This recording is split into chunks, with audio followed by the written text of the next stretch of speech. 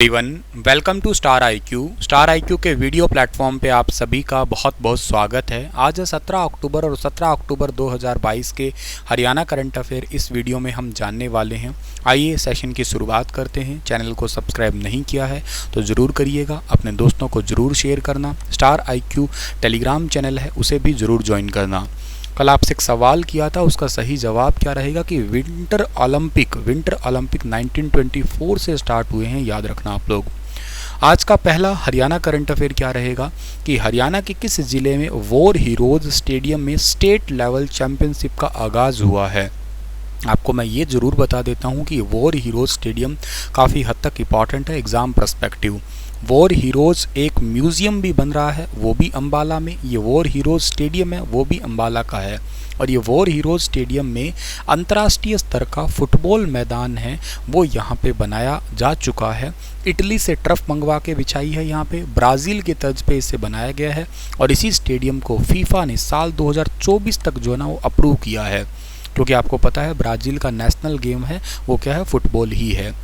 तो ये तो बात आपको याद रखना है। 18 अक्टूबर तक 3 दिन की ये सब जूनियर चैंपियनशिप चलने वाली है। Senior open state swimming championship में हरियाणा के तकरीबन 600 से ज़्यादा तैराक ने यहाँ पे हिस्सा लिया है। पहले दिन में गुरुग्राम इसमें टॉपर रहा है। हालांकि जो आपके 2 या 3 दिन 18 तारीख तक चलेगा, तब इसका जो फाइनल रिजल्ट आएगा वो मैं आपको ज़रूर बताऊँगा। तो छावनी के अंदर वॉर हीरोज स्टेडियम में स्टेट लेवल की चैंपियनशिप स्टार्ट हो चुकी है। चलो ये तो बात ठीक है हमारी, लेकिन आपको ये तो ज़रूर याद रखना है कि हरियाणा खेलों के लिए तो जाना ही जाता है, हरियाणा खेलों का घर है। हरियाणा की भूमि से 1.3% जो है ना वो खेलों का एक हिस्सा है, और यूँ कहिएगा ओलंपिक का ये हिस्सा है। उनमें से लगभग 50% मेडल जितने भी भारत में अब तक आए हैं वो हरियाणा से ही हैं अपने आप में। पिछले 7 सालों में 454 करोड़ रुपए की लागत से खिलाड़ियों को खेल संबंधी बेहतरीन इंफ्रास्ट्रक्चर हरियाणा ने उपलब्ध करवाया है। लगभग 550 करोड़ रुपए बजट में इस बार डोनेट किए गए हैं। 25 करोड़ 80 लाख रुपए तो इस बार कॉमनवेल्थ के खिलाड़ियों को बांटे थे हरियाणा सरकार ने, तो काफ़ी इंपॉर्टेंट है खेलों के लिए। तो इस बार साल 2022 की गणतंत्र दिवस की जो झांकी थी, उसमें भी हरियाणा की झांकी को शामिल किया गया था, और खेलों में नंबर 1 हरियाणा थीम रखा था। 10 हरियाणा के खिलाड़ी उस झांकी के ऊपर थे। नीरज चोपड़ा का पुतला था, खुद नीरज चोपड़ा नहीं थे उसमें, ये भी याद रखना। अगर मैं अम्बाला की बात करता हूँ तो अम्बाला को आप साइंटिफिक सिटी कहते हो, मिक्सी सिटी कहते हो, वैज्ञानिक उपकरणों की नगरी भी कहते हो। आर्या कन्या कॉलेज है, ये अम्बाला का ही है। गांधी मेमोरियल कॉलेज है, एसडीएम कन्या कॉलेज है, सनातन धर्म कॉलेज है, सोहन लाल डीएवी कॉलेज है, एसएन जैन कॉलेज है। और इसके अलावा जो है ना एमएम कॉलेज है, फार्मेसी का है। Ambala engineering and applied research college है, डीएवी कॉलेज है। एमएम कंप्यूटर टेक्निक के लिए भी एक कॉलेज है यहाँ पे।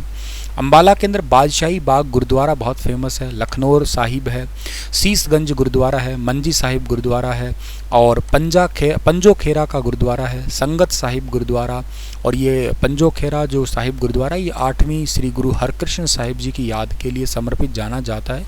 ये ऐसे ऐसे छोटे छोटे सवाल पूछे जा सकते हैं।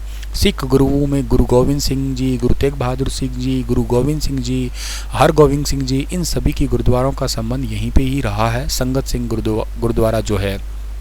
कारखानों की बात करूं तो सीमेंट कारखाना है यहाँ पे, सिलाई मशीन उद्योग बहुत फेमस है, इलेक्ट्रॉनिक उद्योग, रेलवे गैरेज और वैगन वर्कशॉप भी है, फूड प्रोसेसिंग सेंटर, मिक्सी उद्योग, और एशिया का सबसे बड़ा मिक्सी उद्योग अम्बाला के अंदर ही है। नदियों में टांगरी नदी है, एक मारकंडा है और एक घग्गर है। और कुछ जो टूरिस्ट पॉइंट कह लो या मंदिरों की बात कर लो, यहाँ पे हनुमान मंदिर है, टिले वाला मंदिर है, शीशगंज गुरुद्वारा जैसे कह ही दिया मैंने, एक होली रिडीमर चर्च है यहाँ की, बहुत फेमस है वो, एक सेंट पॉल कैथेड्रल भी है यहाँ पे। और इसके अलावा पटेल पार्क और सिटी पार्क भी यहीं पे ही है। ये अम्बाला कैंट के पार्क हैं जो पर्यटन के लिए थोड़े ज़्यादा जाने जाते हैं। इन बगीचों के पास बुरिया में रंग महल भी है। और हरियाणा का दूसरा बायोगैस प्लांट अगर पूछे तो कहाँ लगा है, वो भी अम्बाला के सुल्लर गांव में लगा है, पहला हिसार के नया गांव में है। अम्बाला से जूही चावला जो है उनका संबंध है। परिणीति चोपड़ा, ओमपुरी, सुचेता कृपलानी जो भारत में किसी भी राज्य की पहली महिला मुख्यमंत्री रही है। जोहराबाई जो कि गज़ल गायिका है। नोगजा पीर की दरगाह अम्बाला की दरगाह में से है, बाबा नागा पीर की दरगाह भी है। और हरियाणा के अंदर जो है ना पहला 5 मंजिला टीबी का जो अत्याधुनिक अस्पताल है वो भी अम्बाला के अंदर ही लगाया गया है। अम्बाला में रिसेंटली अटल कैंसर केयर सेंटर भी, जिसमें 72 करोड़ की मशीनें लगाई गई है। हरियाणा में अब चौपाल किस नाम से जानी जाएगी? काफ़ी ज़रूरी सवाल है। हरियाणा की चौपालों का नाम अब भीमराव अंबेडकर के नाम पे होगा, भीमराव अंबेडकर भवन होगा। हरियाणा के गाँव में पार्टीबाजी और जातीय तनाव को ख़त्म करने के लिए हरियाणा सरकार ने एक अहम फैसला लिया है। गाँव के अंदर जितने भी चौपाल है किसी एक जाति अथवा संप्रदाय के नाम पे नहीं होगी। ऐसी चौपाल को भविष्य में डॉक्टर भीमराव अंबेडकर भवन के नाम से जाना जाएगा। पूर्व में जिन चौपालों के नाम अन्य नाम पर रखे गए हैं उनके नाम भी बदलाव कर दिए जाएंगे और यह प्रक्रिया मौजूदा पंचायती राज व्यवस्था के चुनाव नतीजों के बाद ही होगी, जो नए इस बार सरपंच या पंच चुन के आएंगे, ताकि भाईचारे के विपरीत असर ना पड़े, झगड़े कम हो जाए। इसीलिए हरियाणा के डिप्टी सीएम दुष्यंत चौटाला ने ऐसा फैसला किया है। राष्ट्रीय नारी शक्ति पुरस्कार के लिए 31 अक्टूबर 2022 तक हरियाणा के आवेदन आमंत्रित किए गए हैं और पुरस्कार के लिए चुनी जाने वाली महिलाओं को कब अंतर्राष्ट्रीय स्तर पर अवार्ड दिया जाएगा? तो हर साल 8 मार्च अंतर्राष्ट्रीय महिला दिवस के दिन जो है ना ये अवार्ड दिया जाता है। राष्ट्रीय नारी शक्ति अवार्ड के लिए 31 अक्टूबर 2022 तक के लिए आवेदन आमंत्रित किए हैं। जो आवेदन कर सकती है उस महिला की कम से कम उम्र 25 साल होनी चाहिए। जो भी संस्था इस पुरस्कार के लिए आवेदन करे पिछले 5 सालों से वो संस्था काम कर रही होनी चाहिए। www.awards.gov.in पर आवेदन करना है और 8 मार्च को अंतर्राष्ट्रीय महिला दिवस पे ये अवार्ड दिया जाएंगे।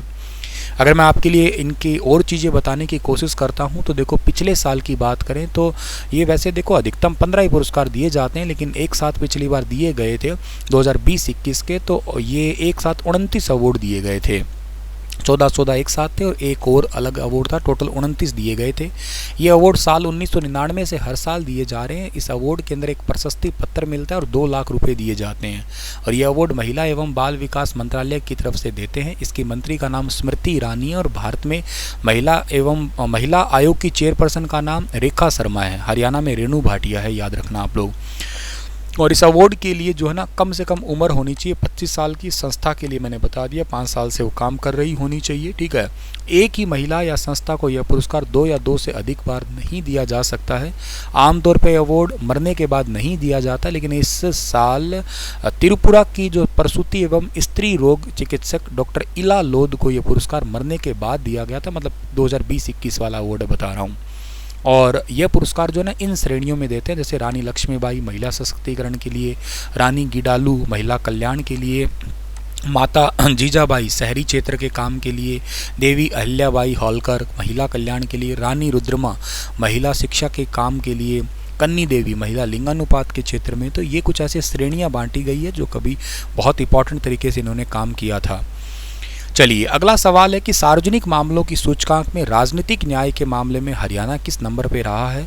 तो अभी रिसेंटली मैंने पब्लिक इंडेक्स आपको बताए थे, उसमें वैसे ओवरऑल तो हरियाणा नंबर 1 पे था, लेकिन राजनीतिक न्याय में हरियाणा का नंबर है 16वां नंबर। ऑप्शन नंबर बी ठीक रहेगा। इस मामले में तमिलनाडु जो है ना पहले स्थान पे है, हरियाणा है 16वें स्थान पे। और पब्लिक अफेयर इंडेक्स में बड़े राज्यों में ओवरऑल स्थिति देखें तो हरियाणा नंबर 1 है, 0.695 स्कोर है। ओवरऑल में 2 नंबर तमिलनाडु है, 3 नंबर पे केरल है, 4 पे छत्तीसगढ़, 5 पे पंजाब। आर्थिक न्याय में छत्तीसगढ़ नंबर 1 है, आर्थिक न्याय में हरियाणा जो है ना वो दूसरे पे है, याद रखना। सामाजिक न्याय में पहले नंबर पे है पंजाब और दूसरे नंबर पे है आता है हरियाणा। ओवरऑल में हरियाणा नंबर 1 है, लेकिन अलग अलग आंकड़ा देखो तो अलग अलग आंकड़े मैं भी शेयर कर रहा हूँ। ये है आंकड़े, ठीक है। और 2019 में जो रैंकिंग थी उससे 10 पॉइंट हमारे बढ़ गए हैं, ये भी बहुत अच्छी बात है। हरियाणा आर्थिक न्याय का मतलब ये होता है कि कार्मिक मजदूरी है, सार्वजनिक व्यय है और सामाजिक सुरक्षा है, रोजगार जैसे पहलू है, उनको मापा जाता है इसमें। राजनीतिक न्याय का मतलब होता है घटते अपराध है, आम जनता की समस्याओं का निवारण है, इसको राजनीतिक न्याय कहते हैं। और सामाजिक न्याय का मतलब है स्कूलों में साफ सफाई, स्वच्छता, बच्चों के विकास, लॉजिस्टिक उद्योग, उनमें ध्यान देना। चलिए अगला जो सवाल है आपके लिए वो क्या है कि हरियाणा की किस लेखिका को मनु मुक्त मानव अंतर्राष्ट्रीय विशिष्ट युवा सम्मान से सम्मानित किया गया है? एक्चुअली अवार्ड दिया जाएगा, नॉमिनेट इनको कर दिया गया है। इनका नाम है Priyanka Saurabh. Option number A ठीक रहेगा, ये है प्रियंका सौरभ। और ये हरियाणा के भिवानी खंड का गांव बड़वा है, यहाँ की रहने वाली है, युवा लेखिका है प्रियंका सौरभ। आने वाले 20 नवंबर को हरियाणा के प्रतिभावान आईपीएस मनु मुक्त मानव के 40वें जन्मदिन के उपलक्ष्य में इनको साहित्य, सामाजिक और सांस्कृतिक शैक्षणिक लेखन के लिए इनको डॉक्टर मनु मुक्त मानव ट्रस्ट नारनौल के द्वारा जो है ना ये सम्मान से सम्मानित किया जाएगा। अंतर्राष्ट्रीय विशिष्ट युवा सम्मान से इनको नवाजा जाएगा। ये पॉइंट आपको ज़रूर याद रखना है ये, ठीक है। और इसके चीफ ट्रस्टी का नाम है डॉक्टर रामनिवास मानव, ये भी याद कर लेना आप लोग। चलिए इसी के साथ ही ये वाला सेशन तो होता है समाप्त, और आपके लिए क्वेश्चन जो है ना वो छोड़ के जा रहा हूँ मैं, ठीक है। वो कौन सा रहेगा आपके लिए क्वेश्चन? अच्छा, इनसे पहले एक बात और बता देता हूँ, इनकी कुछ किताबें हैं, उन किताबों में जैसे दिमक लगे गुलाब, ये एक बहुत फेमस है, और इसके अलावा द फियरलेस, ये अंग्रेजी किताब, ये काफ़ी सारी किताबें हैं, इनको सेलेक्ट किया गया है। इनमें से मेन है दिमक लगे गुलाब है, ये काफ़ी ज़रूरी याद कर लेना, और द फियरलेस ये भी आप लोग जो है ना याद कर लेना, ठीक है। चलिए जी, आपके लिए क्वेश्चन है कि in which year Microsoft was founded. थोड़ा बताना माइक्रोसॉफ्ट कंपनी के बारे में डिटेल से, जितना तुम्हें पता है तो। थैंक यू सो मच, हंसते मुस्कुराते रहना, चैनल को सब्सक्राइब शेयर ज़रूर करना। Thank you so much.